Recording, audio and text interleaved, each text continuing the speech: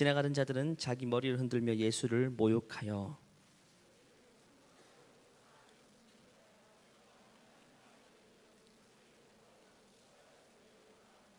그와 같이 대제사장들도 서기관들과 장로들과 함께 희롱하여 이르되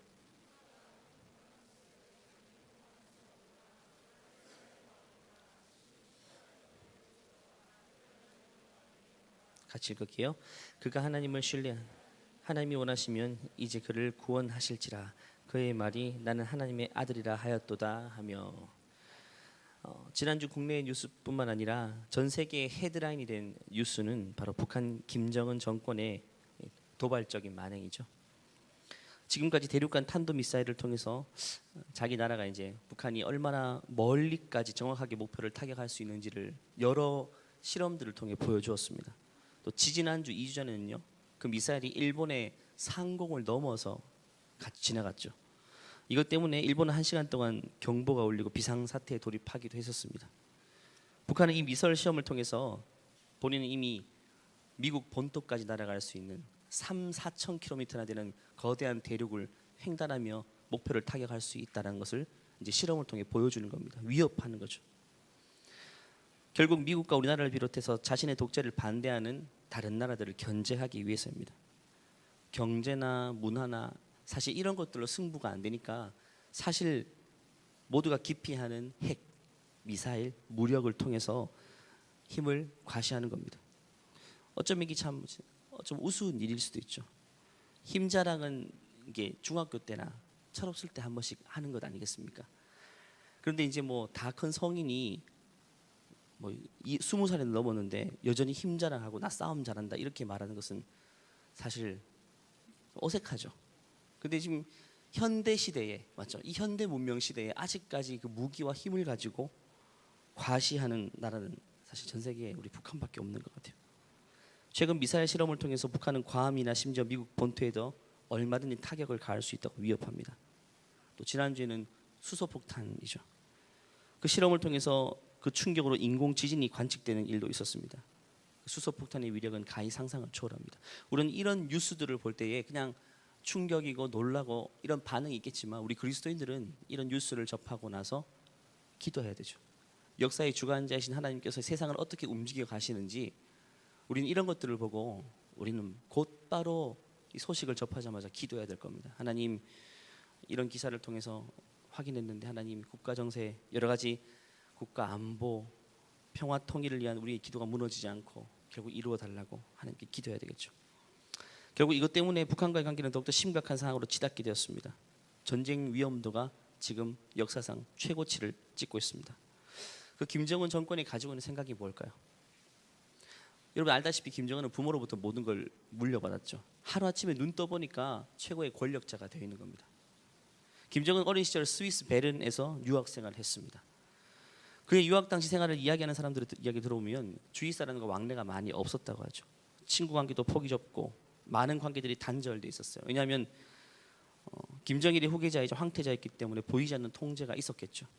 하지만 그는 여러 아이가 똑같은 아이였어요. 일본 만화를 좋아하고 NBA 농구를 좋아하고 사실 우리와 동시대에 같은 문화를 공유한 그런 사람이에요. 저하고 나이가 몇 살 차이가 나지 않습니다. 그래서 그가 좋아했던 것, 제가 좋아하는 것 좀 비슷해요. 그래서 김정일이 사망하고 김정은이 후계자로 지목될 때 많은 사람들이 기대했어요. 저도 좀 기대했습니다. 지금 시대가 21세기이고 또 스위스 유학을 일찍부터 다녀왔기 때문에 폭넓은 세계를 보았겠죠. 그래서 그는 할아버지와 아버지의 전철을 밟지 않을 것이라는 예상이 있었습니다. 물론 공산주의 독재를 아예 포기하진 않겠지만 그래도 과거처럼 무자비하게 그렇게 혹독하게 하진 않을 거다. 좀 대화와 타협이 가능한 인권을 존중하는 좀 플렉서블한 새로운 형태의 독재를 하지 않겠냐는 기대가 있었습니다. 예측은 보기 좋게 빗나갔죠. 그도 막상 그 막강한 권력을 잡게 되니까 오히려 할아버지 아버지 전철을 밟아 오히려 더 악독하게 무서운 독재를 하고 있는 걸 보게 됩니다. 한술 더 뜨죠. 자신의 친족과 측근마저 신뢰하지 못하고 제거해버리는 악랄함을 보여줍니다. 왜 그랬을까요? 저는 여러 가지 이유가 있겠지만 크게 두 가지 이유라고 생각합니다. 이것은 성경에 등장했던 독재 권력자들에게서 볼 수 있는 똑같은 공통 분모입니다. 첫 번째는 권력은 두려움을 가져다 줍니다. 권력은 거대하고 아름다워 보이지만 막상 그것을 얻게 됐을 때에 두려움이 함께 동반돼요. 두려움. 자신의 직권을 무자비하게 제거한다는 것은 그만큼 아무도 신뢰하지 못한다는 겁니다. 아무도. 두려움에 떨고 있다는 증거입니다. 자기 편이 없다는 거죠. 자신을 영원히 지켜줄 완전한 내 편이 존재하지 않는다라는 두려움이 모든 사람을 신뢰하지 못하게 만드는 겁니다. 늘 주의를 경계해야 되는 겁니다. 역사상 존재했던 다른 권력자들도 마찬가지입니다. 창세기에 등장하는 애굽 왕 파라오 알죠? 이집트의 바로 파라오. 그는 어느 날 꿈을 꾸게 됩니다. 안 그래도 자신의 권력을 위협하는 세력들이 늘 존재하기 때문에 밤잠을 설치는데 그날따라 악몽을 꿔요. 그 꿈의 내용 이해를 못하겠는 거예요. 그 당시는 꿈을 통해서 미래가 예견된다고 보았습니다. 그래서 꿈의 해석이 불가능하면 이게 견제를 하지 못하는 겁니다. 두려움에 떱니다. 그래서 41장 8절 창세기 말씀 보면 이렇게 반응하죠. 한번 읽어볼까요? 아침에 그의 마음이 번민하여 사람을 보내어 애굽의 점술가들과 현인들을 모두 불러 그들에게 그의 꿈을 말하였으나 그것을 바로에게 해석하는 자가 없다. 마음이 번민했다. 이게 번민했다는 말은요, 아무것도 손에 잡히지 않는다는 겁니다. 그 꿈이 해석되지 않으면 아무것도 손에 잡히지 않는다. 마음의 평안이 없다는 것입니다. 그래서 전국 각도에서 꿈을 해석할 수 있는 사람 다 불렀지만 아무도 해석해내지 못해. 결국 요셉이 그 꿈을 해석해내죠. 성경의 바벨론 제국의 느부갓네살 왕도 마찬가지였습니다. 거대한 제국을 호령하던 그도 역시 여전히 강력한 두려움에 휩싸여 있던 사람이에요. 그리고 그 역시 요상한 꿈을 꾸게 됩니다. 이상한 꿈을 꾸죠. 근데 그의 반응을 또 한번 볼까요? 애굽 왕 바로와 좀 비슷한 반응입니다. 한번 읽어볼게요. 좀 긴데 내용을 생각하면서 한번 읽겠습니다. 시작. 느부갓네살이 다스린 지 2년이 되는 해에 느부갓네살이 꿈을 꾸고 그로 말미암아 마음이 번민하여 잠을 이루지 못한지라. 왕이 그 꿈을 자기에게 알려주도록 박수와 술객과 점쟁이와 갈대와 술사를 부르라 말하매 그들이 들어가서 왕의 앞에 선지라. 왕이 그들에게 이르되 내가 꿈을 꾸고 그 꿈을 알고자 하여 마음이 번민하도다 하니 갈대아 술사들이 아람 말로 왕에게 말하되 왕이여 만수무강하옵소서. 왕께서 그 꿈을 종들에게 이르시면 우리가 해석하여 드리겠나이다 하는지라. 왕이 갈대아인들에게 대답하여 이르되 내가 명령을 내렸나니 너희가 만일 꿈과 그 해석을 내게 알지 너희 몸을 쪼갤 것이며 너희의 집을 거름더미로 만들 것이요 너희가 만일 꿈과 그 해석을 보이면 너희가 선물과 상과 큰 영광을 내게서 얻으리. 그런즉 꿈과 그 해석을 내게 보이라 하니. 얼마나 큰 두려움에 사로잡혀 있으면요, 꿈을 꾸고 잠을 설치고 심지어 그 꿈을 해석해내는 사람을 발견하지 못하면 밤잠을 설치는 겁니다. 그런데 이 바벨론의 느부갓네살 왕은 한술 더 뜹니다. 꿈을 해석하라가 아니라 자기가 꿈을 이야기해보라 라고 이야기합니다. 대충 그냥 말도 안 되는 해석으로 둘러칠까 봐 그냥 꿈을 이야기해보라 이렇게 얘기합니다. 어떻게 사람의 마음속에 들어가서 그 꿈을 들여다볼 수 있겠습니까? 그만큼 그 큰 강력한 권력 이면에는요, 강력한 두려움이 사로잡혀 있던 것입니다. 그는 권력을 손에 쥐고 겉보기에는 강한 것처럼 보이지만 그 이면에는요, 두려움에 떨고 있는 유약함에 빠진 또 다른 자아가 그 속에 자리 잡고 있는 것입니다. 인간은 무력함에 대한 깊은 두려움이 있습니다. 무력함에 대한 두려움. 이 두려움은 하나님으로부터 멀어진 데서 비롯된 것입니다. 하나님과 멀어지면요, 자신의 무력감에 대한 두려움이 생깁니다. 이 두려움을 극복하기 위해서 사람은 눈에 보이는 권력에 대한 탐욕이 생겨나는 겁니다. 내가 더 가치 있는 사람이 되기 위해서 말이죠. 그런데 막상 그 권력의 자리에 올라 어떤 힘을 발휘하게 된다 해도 그 두려움이 사라지는 게 아니에요. 그 근본 두려움이 사라지지 않습니다. 오히려 더 강력하게 그 사람의 마음을 사로잡습니다. 밤잠을 설치게 만드는 거죠. 제가 2005년도에 중국 시안이라는 곳에 1년 동안 선교할 때 그 동네에 있었던 병마용이라는 유적이 있습니다. 아마 TV에서 많이 봤을 겁니다. 병마용은 진시황의 무덤, 그 사후세계를 지키는 용사들입니다. 진시황은요, 중국 대륙을 점령한 최초로 통일한 왕이고요, 애굽 왕 바로가 다스렸던 땅보다 10배나 더 넓은 땅을 다스렸던 사람이에요. 남부러울 것이 없고 사실 견제 세력이 없는 사람입니다. 그럼에도 불구하고 너무너무 두려워했어요.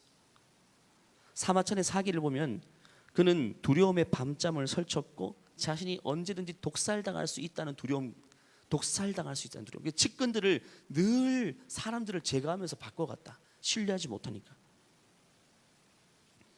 그래서 병마용 보면 제 사람 크기가 똑같아요. 사람 크기가 똑같은데 얼굴이 다 다르고요. 표정도 다릅니다. 들고 있는 무기도 다르고. 신체 조건이 조금씩 달라요. 실제 그 당시 있었던 사람을 그대로 묘사한 것 같습니다. 근데 개수를 발굴하다 보니까 몇 개까지 나왔습니까? 10,000개가 넘게 나왔어요. 지하.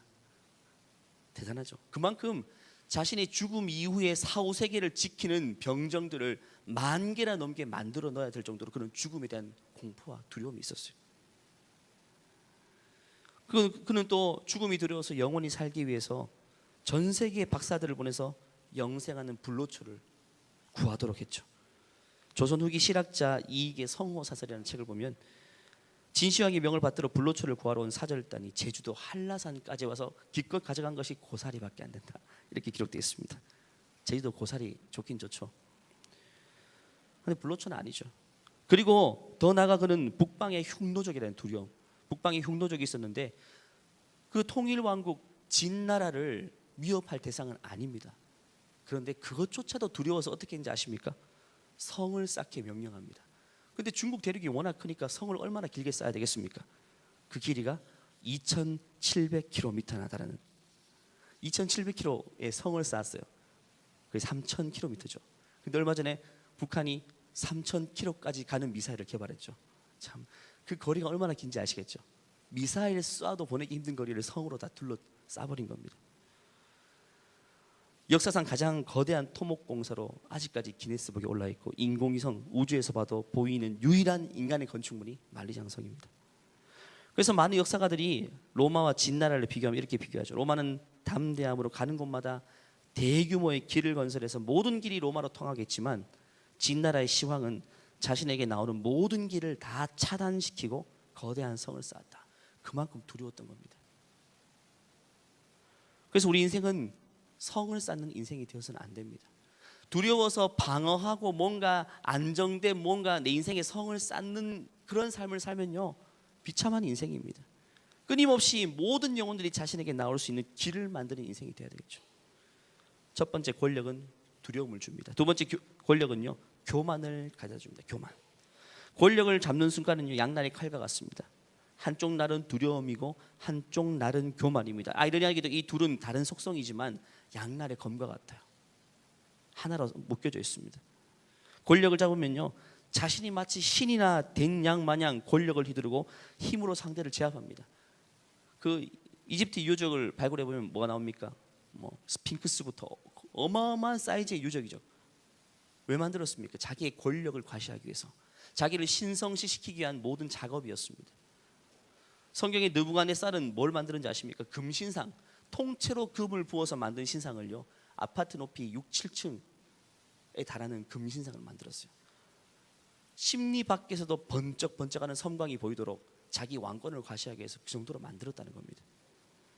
권력을 잡으면 마치 자기가 신인 양 마냥 착각을 합니다. 김정은도 한때는 순수한 소년이었을 겁니다. 한때는 아버지와 같이 하지 않을 것이라는 생각도 제 생각에는 했을 것 같아요. 하지만 권력이 손에 쥐어지니까 안 되는 게 없거든요. 적어도 자기 나라에서는 안 되는 게 없거든요. 그러니까 그렇게 돼버리는 것입니다. 사람이 힘을 얻게 되면 이상하게 변합니다. 여러분도 경험해 봤을 거예요. 남자들은 군대 가면 경험해 볼 수 있죠. 군대는 계급이 권력이죠. 계급이 높아지면요 이등병 때 그렇게 순수했던 그가 일병, 상병, 병장이 되면 뭐가 되죠? 소위 말하는 개가 되는 거죠. 개가. 정말 이상하게 되죠. 권력을 잡으면요 뭔가 할 수 있는 능력이 커지고 역량이 커지고 지위가 높아지면요 뭔가 거느리려 하고 힘을 발휘하려고 하고 뭔가 보이는 게 없어집니다. 초심을 잃어버리는 거죠. 많은 사람들이 권력을 얻게 되면요 초심에서 벗어나 그 달콤함에 빠지게 됩니다. 그래서 몇 주 전부터 살펴본 것처럼요 돈, 사랑, 권력 이것은요 우상의 삼위일체입니다. 모든 사람 대부분의 예수님 믿지 않은 현대인, 심지어 예수님 믿는 사람조차도 이 세 가지 우상의 삼위일체를 품고 살아간다는 겁니다. 돈을 추구하고 사랑을 추구하고 권력을 추구하는 겁니다. 내 인생의 돌파구는 오직 돈이야. 이 돈을 만져야만 내 인생의 돌파구가 있어. 깊은 로맨스에 빠져야만 내 인생의 돌파구가 있어. 힘을 얻어야만, 지위를 얻어야만, 어떤 포지션을 얻어야만 내 인생의 돌파구가 있다는 생각.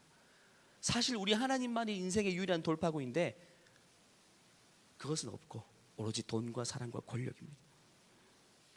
착각이죠. 그렇다면 심지어 왜 그리스도인들조차도 하나님이 아닌 힘과 권력을 우상으로 섬기게 되는 걸까요?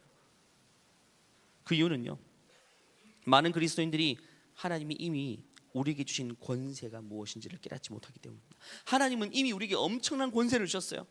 엄청난 권세를 주셨습니다. 성경에 보면 요한복음 1장 12절입니다. 아주 유용한 말씀을 읽어볼까요? 같이 읽어볼게요. 영접하는 자, 곧 그 이름을 믿는 자들에게는 하나님의 자녀가 되는 권세 이미 주신 겁니다. 여러분, 하나님의 자녀라면요, 이미 그 권세가 주어졌어요.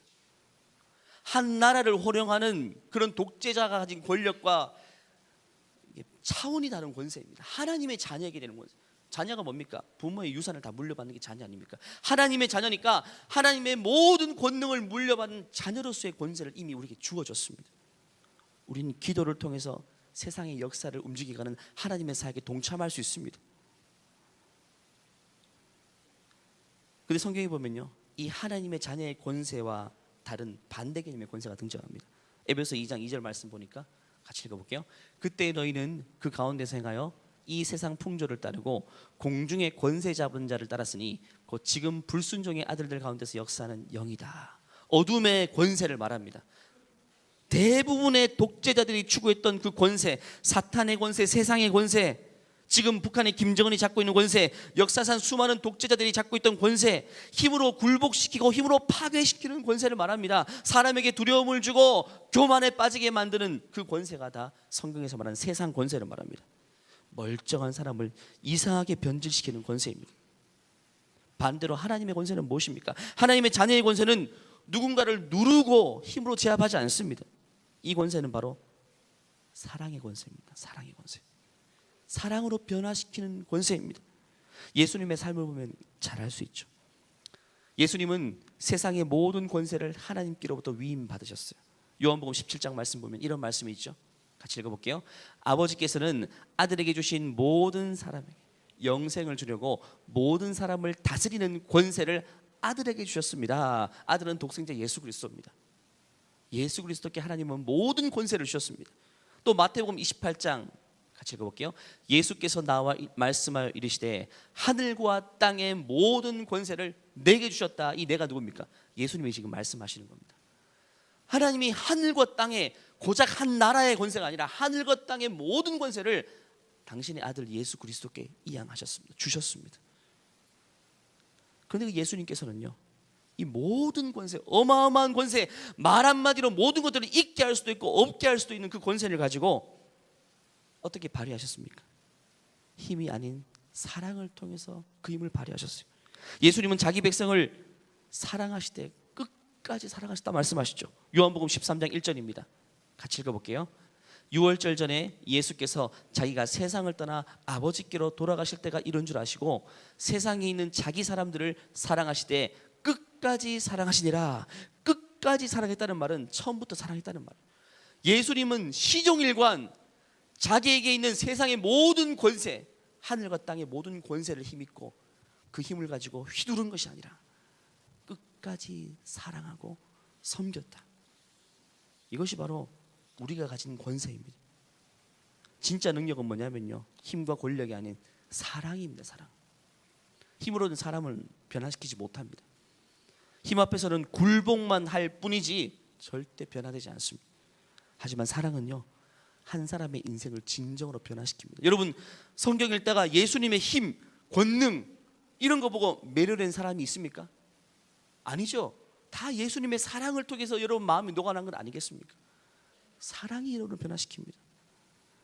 만일 예수께서 채찍을 가지고 세상을 다스리고 철권으로 통치하셨다면 모든 사람이 예수의 말에 예외 없이 순종했겠죠. 순종. 살기 위해 순종했을 겁니다.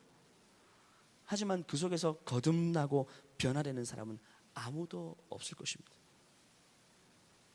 동화 중에 해와 바람이라는 동화 아시죠? 해와 바람이 누가 센지 대결하죠. 어떻게 대결합니까? 지나가는 행인의 옷을 먼저 벗기는 사람이 이기는 걸로 하죠. 바람이 먼저 합니다. 바람이 자신 있죠. 세니까 바람을 세차게 막 폭풍처럼 불어 그 사람에게 집중시킵니다. 옷이 막 날아갈 것 같아서 옷이 벗겨지는 것 같은데 어떻게 합니까? 그 사람이 너무 추우니까 오히려 옷을 더 동여매가지고 꽁꽁 싸맵니다. 결국 실패하죠. 근데 해는 어떻게 했죠? 뜨거운 햇볕을 강하게 쫙 내리쬐입니다. 그러니까 스스로 열기가 오르자 옷을 스스로 힘으로 벗긴 게 아니에요. 스스로 옷을 벗더라는 것입니다. 해의 승리입니다. 세상 권세는 바람과 같습니다. 거세게 불어와서 모든 것을 날려버리는 것 같지만 두려움을 조장하고 움츠러들게 만들지만 스스로 내면을 변화시키지를 못합니다. 반대로 예수님의 권세는 다르죠. 해와 같습니다. 속에서부터 우리의 속사람을 녹여내십니다. 감동하시고 변화시키시고 스스로 자원해서 아버지 앞에 무릎을 꿇게 만드는 것입니다. 힘으로 눌러버리는 게 아니라 스스로 무릎 꿇게 되는 겁니다. 이런 방식으로 우리는 우리의 힘을 세상 앞에서 나타내야 돼요. 우리가 하나님께로 받은 그 자녀의 권세를 가지고 우리는 많은 사람들에게 그리스도의 사랑을 흘려보내야 돼요. 이것이 궁극적으로 승리하는 방식입니다. 하나님이 가장 기뻐하는 방식이에요. 그러기 위해서 우리는 이 세상 모든 사람이 쫓아가는 그 권력에 대한 지향을 멈출 필요가 있습니다. 권력 지향적인 힘을 추구하는 그 본성을 제어할 필요가 있습니다. 여러분, 권력에 대한 추구를 멈출 수 있는 방법은 하나밖에 없어요. 예수님의 낮아지신 모범입니다. 내가 예수님의 사랑 그 방식에 눈을 뜰 때 내가 권력을 지향하던 그 자리에서 이제는 그리스도의 사랑을 추구하는 자로 바뀔 수가 있는 겁니다. 모든 사람들이 더 큰 권세, 더 높은 지위, 더 높은 힘과 영향력을 구할 때에 우리는 지금 현재 내게 있는 크고 작은 지위와 영향력을 가지고 그리스도의 사랑으로 그걸 발휘하려고 몸부림쳐야 된다는 것입니다. 여러분에게 지금 나름대로의 권세가 있습니다. 지금 속으로 저는 아무런 힘도 없는데요 라고 말하는 사람이 있을 겁니다. 그런 사람은 아무도 없습니다. 학교 가면 선배라는 권세가 있죠. 선배 말 한마디면 그래도 후배가 움츠러들죠. 야, 너 이리 와봐. 그러면 이렇게 하지 않습니다. 이것도 권세입니다. 집에서는 오빠 여동생한테 야, 이리 와봐. 라면 끓여. 그러면 여동생이 이렇게 안 하겠죠. 반대겠죠. 가정에서는 맞죠. 자녀라는 권세. 직장에 나가면 선임이라는 권세. 군대에서는 맞죠. 선임병이라는 권세. 여러분이 지금 크고 작지만 많은 권세를 가지고 있어요. 작은 알바를 하더라도 알바를 먼저 시작한 사람이 나름대로 약간의 권세가 있잖아요. 그 권세를 가지고 우리는 섬기는데 그것을 사용해야 한다는 것입니다. 눌려버려서는 안 된다는 것입니다. 사실 힘으로 누르는 게 제일 빠른 방법이에요. 이게 너무 쉬운 방법입니다, 여러분. 내가 가진 권력을 휘둘러 버리면요, 주위에 말이 없어요. 효과적인 방법이에요. 한마디 싹 쏴 붙이면 잠잠해집니다. 쉽죠?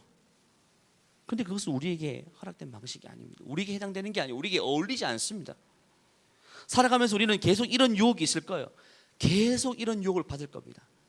휘둘러 버려, 한마디 쏘아버려, 끝장내버려, 밟아버려, 빼앗아버려.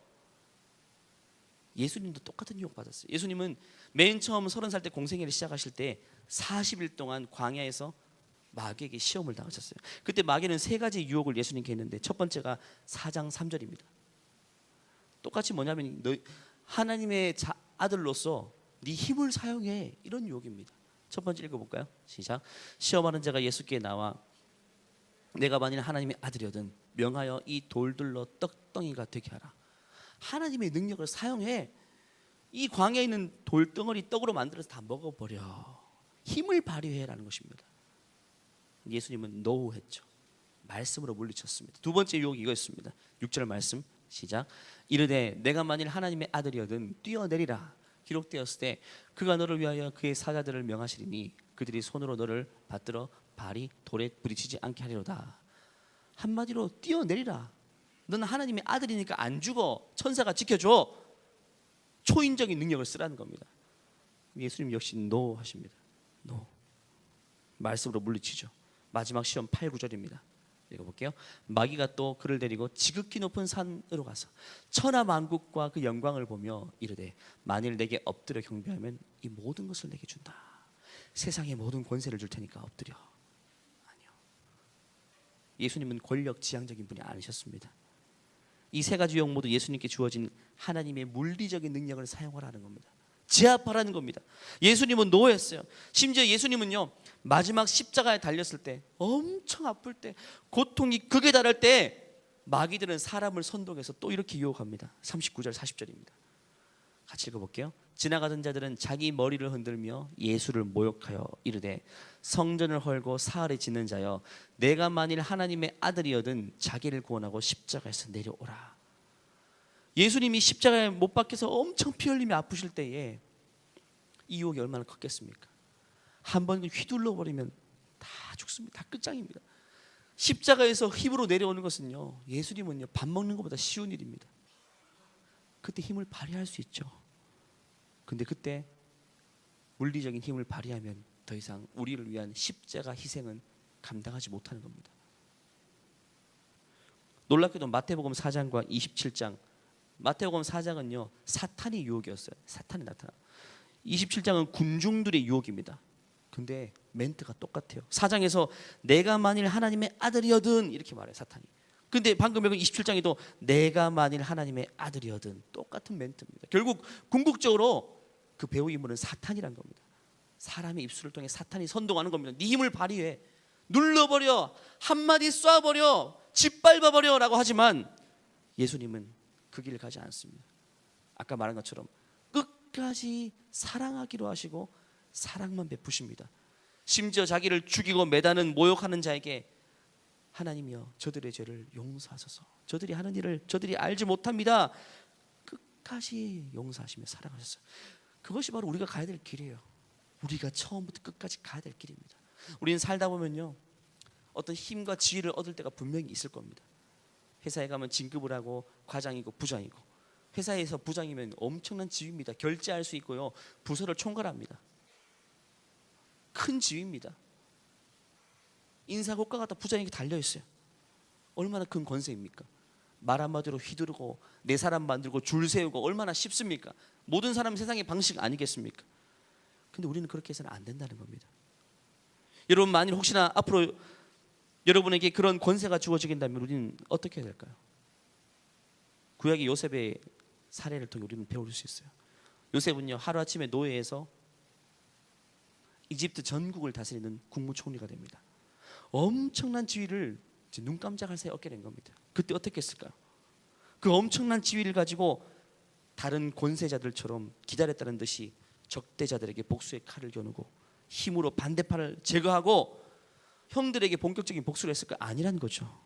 요셉은 자기에게 있는 지위와 권력이 하나님께로부터 온 것임을 확실히 알았어요. 여러분도 이 사실을 깨달아야 돼요.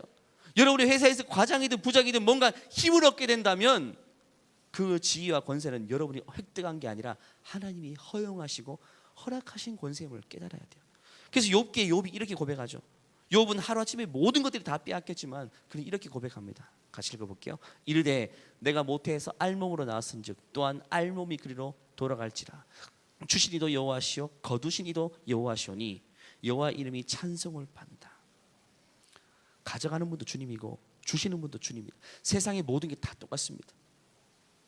하나님이 주신 것이라는 사실을 우리는 반드시 기억해야 됩니다. 우리는 이렇게 내가 앞으로 얻게 될 권력의 자리에서 세상의 방식대로 힘을 발휘해서는 안 됩니다. 우리는 주님의 방식대로 사랑으로 영혼들의 마음을 녹이고 주님처럼 끝까지 사랑하는, 때로는 학교에서는 선배, 회사에서는 선임, 군대에서는 상급자, 집에서는 오빠, 형, 크고 작은 권세를 가지고 지금부터 우리는 그 힘을 가지고 미약하나마 사랑을 발휘하는 훈련들을 지금 해나가야 되는 것입니다. 얼마나 많은 사람들이 자기에게 주어진 권세를 가지고 휘두릅니까? 심지어 저는 이런 아빠들도 봤습니다. 아빠라는 권세, 가장이라는 권세를 가지고 자녀들을 막 학대하다시피 구속하고 그 아내를 학대하다시피 구속해요. 그것도 일종의 권세라고 휘두르는 겁니다. 얼마나 불쌍합니까? 다 파탄나고 다 깨집니다. 우리는 지금부터 훈련해야 돼요. 지금부터 훈련해야 됩니다. 내가 가진 권세와 지위를 가지고 끊임없이 섬기며 사랑하는 것 말이죠. 말씀을 마무리합니다. 지난주 안타까운 사건이 있었죠. 여중생 폭행 사건입니다. 말도 안 되는 사건들이 계속 일어납니다. 고작 미약 하나만 힘 좀 있다고, 싸움 좀 잘하는 친구들이 뒤에 있다고 그 힘마저 누군가를 짓누르는 데 사용해버리는 것이 인간의 본성입니다. 말도 안 되죠. 고작 작은 힘마저도 어떻게 끌어모아서 사용해야 되는 것이 우리 인간의 본성입니다. 그래야지 자기가 뭔가 있어 보이나 봐요. 여러분 엄석대 아시죠? 이문희의 소설 우리들의 일그러진 영웅. 교실에서 황태자 황제 아닙니까? 밖에 나가면 아무것도 아니에요. 교실에서만큼은 자기가 왕입니다. 모든 사람이 이런 심리를 가지고 살고 있어요. 그래서 권세와 권력을 추구하는 겁니다. 세상은 끊임없이 권력을 얻기 위해 투쟁하며 권력을 얻고 나서는 그 권력에 도취되고 많은 사람에게 상처와 아픔을 줍니다. 하지만 예수님의 낮아지신 모범은 우리의 권력 의지를 치유하시고 권력 의지에서 우리를 진정으로 자유하게 해주십니다. 더 잘되고 더 많은 것을 얻고자 하는 그 인간의 피할 수 없는 본성에서 우리를 해방시켜 주는 겁니다. 예수님이 바로 말입니다. 그리스도를 그래서 우리는 본받아야 됩니다. 그리스도께 사신 방식대로 살아가야 됩니다. 이것이 바로 예수님의 제자이며 우리가 궁극적으로 승리하는 길인 것입니다. 우리가 사실 마음에 새기고 우리의 삶의 현장 속에서 이 말씀대로 살려고 발버둥치는 저와 여러분 되기를 간절히 축원합니다. 함께 기도하겠습니다.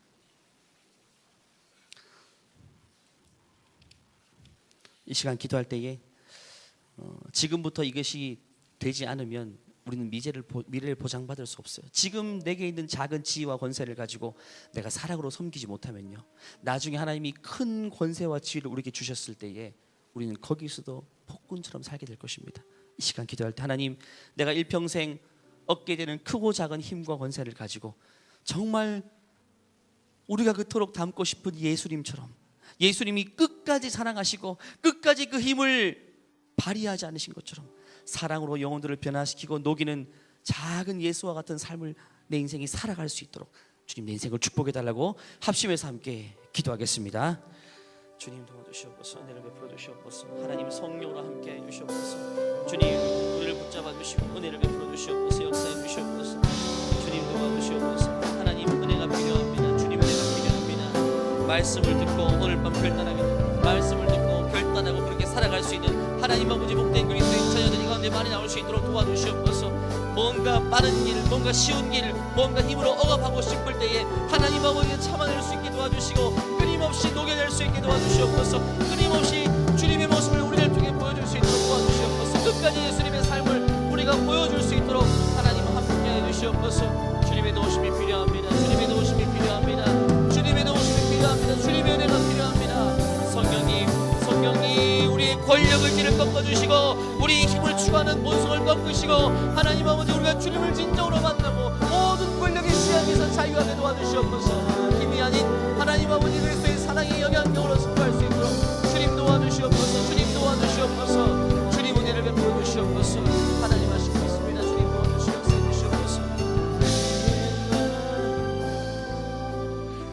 하나님 우리에게 이미 하나님의 자녀의 권세를 주심을 감사합니다. 예수님처럼 살아갈 수 있는 그 사랑의 권세를 이미 우리에게 허락하심을 감사합니다. 우리는 배운 대로 살아가고자 합니다. 우리의 삶의 현장 속에서 내게 주어진 크고 작은 지위와 힘과 권세를 가지고 영향력을 가지고 굴복시키고 제압하는 비교 우위를 점하는 그런 세상의 방식이 아니라 예수님께서 끊임없이 먼저 낮아지시고 섬기시고 사랑으로 끝까지 영혼을 변화시킨 것처럼 우리의 삶이 그러한 삶이 될 수 있도록, 예수님을 따라가는 삶이 될 수 있도록 주님 우리 삶을 축복하여 주시옵소서. 그리하여서 우리 주의 수많은 영혼들이 우리의 삶을 통해서 예수님을 바라보게 되는 그리스도의 통로가 되는 삶이 될 수 있도록 우리의 삶을 축복하여 주시옵소서.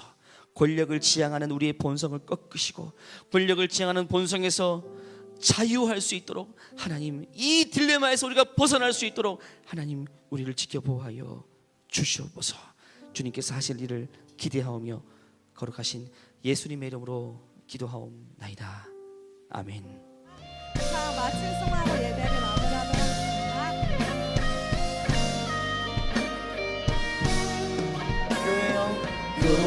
교회여 일어나라 주께서 부르시니 두려움과 실패 내려놓고 교회여 일어나라 교회여 일어나라 주께서 보내시니 우릴 부르신 삶의 자리에서 교회여 일어나라 우린 세상의 빛 하나님의 편지 주의 교회 통해 세상이 주를 보리라 일어나라 아버지 사랑으로 아버지 능력으로 서로 하나 되어 그 빛을 비추라 노래하라 아버지의 사랑을 아버지의 크심을 이 삶의 노래로 주님을 나타내라 일어나라 아버지 사랑으로 아버지 능력으로 서로 하나 되어 그 빛을 비추라 노래하라 아버지의 사랑을 아버지의 크심을 이 삶의 노래로 주님을 나타내라 일어나라 이제는 우리 주 예수 그리스도의 은혜와 하나님의 무한하신 사랑과 성령 하나님의 우리 안에 내주하심이 이제는 정말 세상의 힘과 권력 세상 사람들의 방식대로 누르고 누르는 것이 아니라 이제는 그리스도의 사랑으로 온전히 섬기고 끝까지 사랑하기를 소원하는 모든 주의 자녀를 머리 위에 이제로부터 영원토록 함께 하시기를 축원하옵나이다. 아멘.